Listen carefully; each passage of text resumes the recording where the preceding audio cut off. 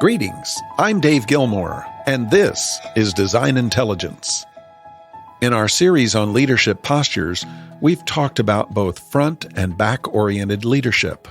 Both are viable, but both cannot always be effective.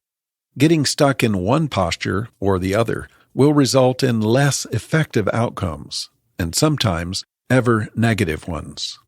Most who operate in one or the other all the time never expect the multiple negatives that generate from the single posturing.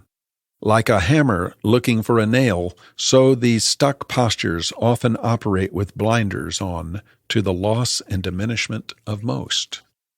I used to spend extended times in Israel as my business took me there regularly. When I'd stay over the weekend, I'd often drive out into the countryside to see alternatives to my home landscapes.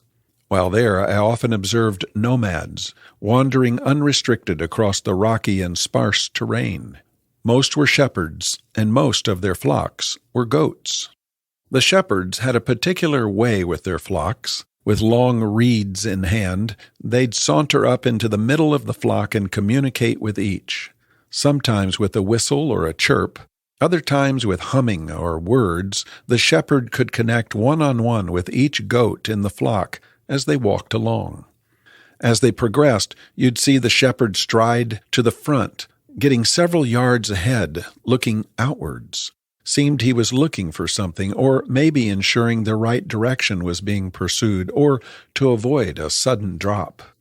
Once convinced of whatever they were looking for, they would settle back into the flock as before. Other times they would whistle, and the flock would stop, start eating the foliage, and would get a little rest.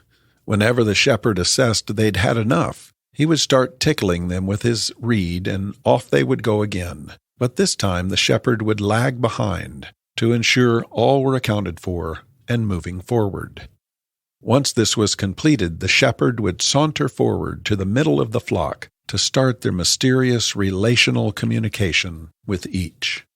It was from these observations I came to understand the middle posture of leadership. It's this posture I've adopted for the many years since.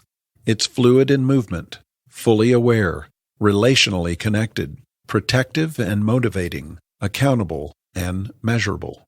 Middle-postured leaders are never in a fixed posture for long. They are always on the move, from middle to front to back, and then to middle again. The authentic leader is focused on one primary thing, the care of the organization they're leading.